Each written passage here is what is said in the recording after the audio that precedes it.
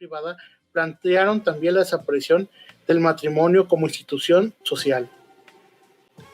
Pero el verdadero punto de arranque del feminismo marxista lo dará descartando de raíz el método utópico, no otro que Friedrich Engels, quien, una vez muerto su socio intelectual Karl Marx, ahondó en el materialismo dialéctico marxista la cuestión de la mujer y la familia en su obra El origen de la familia, la propiedad privada y el Estado, publicada en 1884. Allí Engels presenta un trabajo de base antropológica fundamentado principalmente en los estudios del célebre antropólogo Lewis Morgan, a través del cual, siguiendo un presunto esquema de la evolución del hombre y de las sociedades desde el salvajismo hasta la civilización, haciendo foco en los cambios acontecidos en la institución familiar, su interés final estriba en mostrar que la familia monogámica es apenas un tipo de familia que nace como reflejo de la aparición y el desarrollo de la institución de la propiedad privada. Antes de ella habrían existido esquemas familiares muy diferentes a los de hoy. El estudio de la historia primitiva nos revela un estado de cosas en las que los hombres practican la poligamia y sus mujeres la poliandría, y en que, por consiguiente, los hijos de unos y otros se consideran comunes. Dame un momento, porque yo creo que valdría la pena más adelante revisar eso. Asumiendo Engels que esta afirmación era válida, la forma más antigua de matrimonio a la que recurre para dar sentido a su teoría es el llamado matrimonio por grupos, en el cual cada hombre tenía muchas mujeres y supuestamente cada mujer muchos hombres. En el estado salvaje ni siquiera el incesto supone un límite moral, y Engels cita notas de Marx al respecto. En los tiempos primitivos, la hermana era la esposa y esto era moral, de tal suerte que la primera exclusión sexual se refirió a las relaciones carnales entre padres e hijos, la segunda entre hermanos. Como veremos más tarde, el feminismo de tercera ola y el feminismo queer otorgarán al incesto y a la pedofilia el lugar de una de sus reivindicaciones más despreciables. Pero volviendo al texto que nos compete, subsiste un problema clave en el sistema de parentesco bajo esta estructura familiar que nos plantea Engels. Como presunta edad dorada, la descendencia se establece exclusivamente por línea materna, puesto que los matrimonios por grupo solo se tiene seguridad sobre el vínculo maternal respecto de la criatura, de tal suerte que Engels nos muestra una comunidad primigenia virtualmente salvaje en la que prevalece la mujer. La economía doméstica comunista significa predominio de la mujer en casa, lo mismo que el reconocimiento exclusivo de la madre propia, en la imposibilidad de conocer con certidumbre al verdadero padre. Significa una profunda estimación de las mujeres. Habitualmente las mujeres gobernaban en la casa, las provisiones eran comunes, pero desdichado el pobre marido o amante que era demasiado holgazán o torpe para aportar su parte al fondo de provisiones de la comunidad.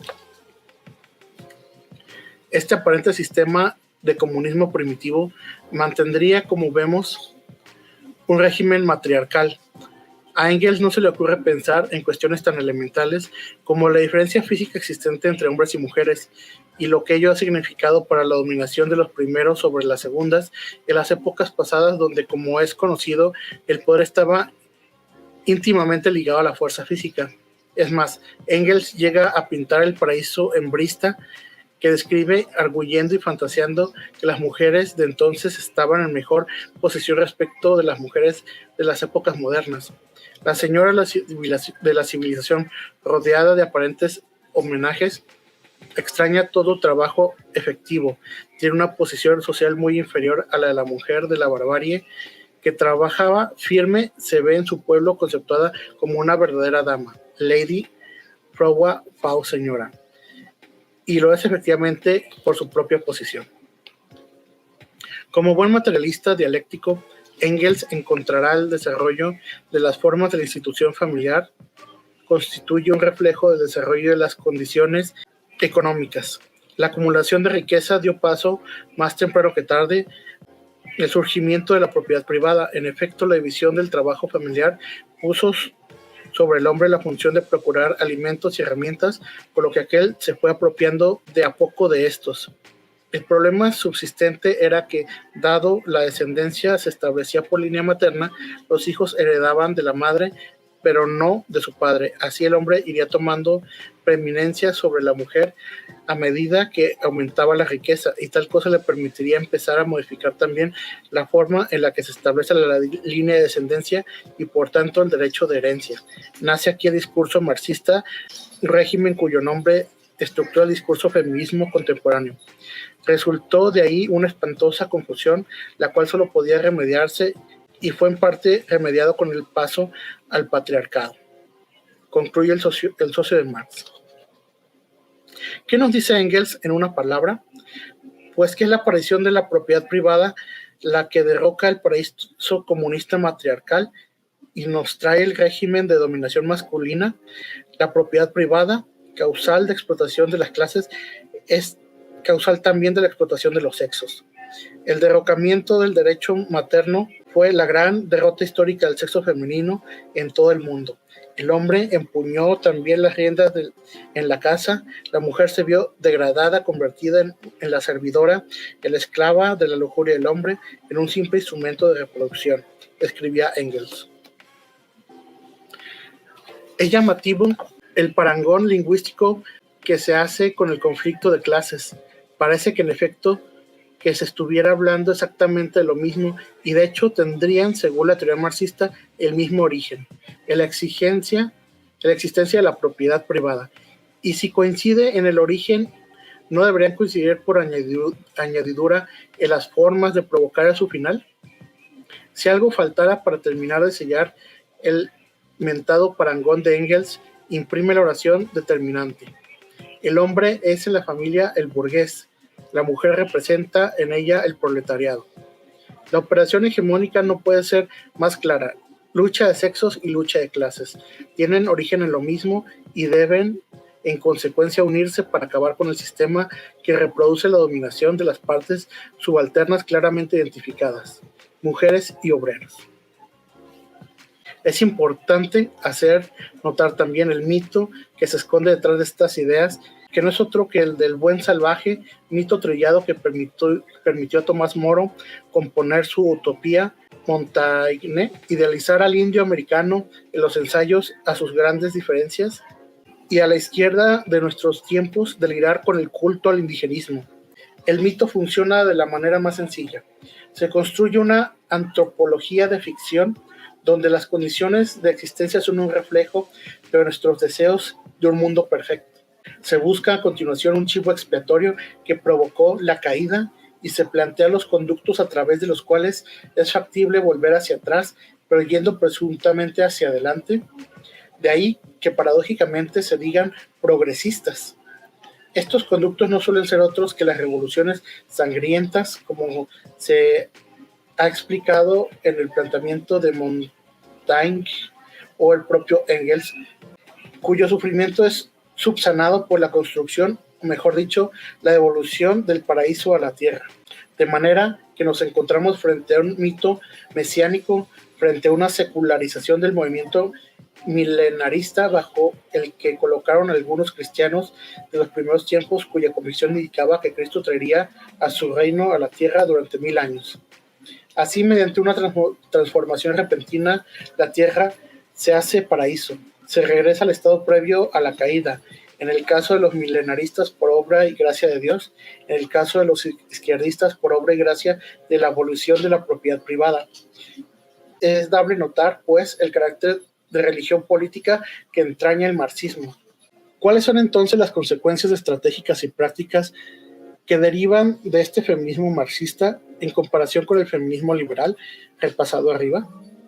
Pues que el feminismo liberal entendía que era posible resolver los problemas que él mismo planteaba introduciendo reformas electorales y educativas.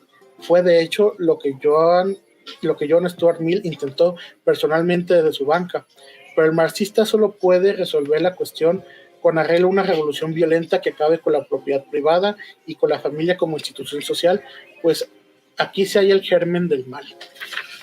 La liberación de la mujer exige, como condición primera, la reincorporación de todo el sexo feminismo a la industria social, lo que a su vez requiere que se suprima la familia individual como unidad económica de la sociedad, concluye Engels. Esto es lo que se intentará precisamente en la Unión Soviética tras el triunfo revolucionario bolcheviquismo.